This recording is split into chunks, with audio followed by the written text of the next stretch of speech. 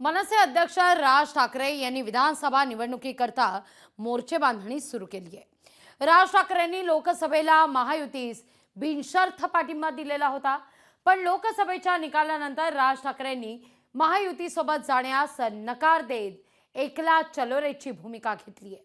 पण राज ठाकरेंनी घेतलेल्या स्वबळाच्या निर्णयामागचं कारण काय पाहूया।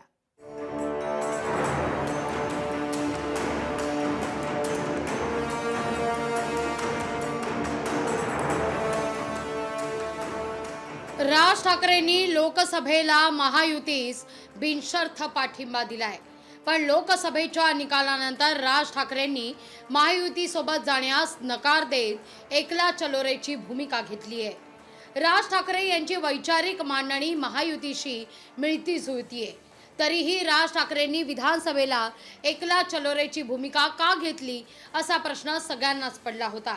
पण राज ठाकरेंनी घेतलेल्या स्वबळाच्या निर्णयामागचं कारण हे सांगितलंय। महायुतीत 3 बलाढ्य पक्ष आहेत, या तिघांच्या वाट्याला किती जागा येणार या संदर्भात सांगता येत नाही।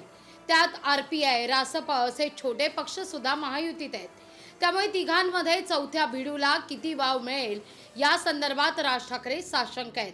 त्यांनी या संदर्भात पहिल्यांदा स्पष्टपणे बोलून दाखवलंय। महाराष्ट्रात आपल्याला एकनाथ शिंदे, फडणवीस, अजित पवार नकोत का?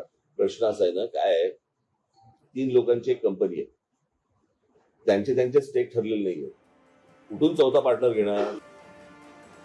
राज ठाकरे महायुती सोबत नसले तरी ते मनानं महायुतीच्या जवळ आहेत, त्यामुळे विधानसभेच्या रिंगणात राज ठाकरे स्वतंत्रपणे उतरले तरी विधानसभा निवडणुकीत मनसेला जर यश मिळालं तर ते यश राज ठाकरे महायुतीच्या मागे उभं करतील यात शंका नाही।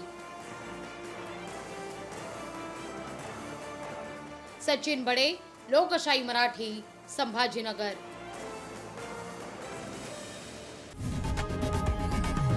लोकशाही मराठी ऐका, पहा, जागरूक रहा।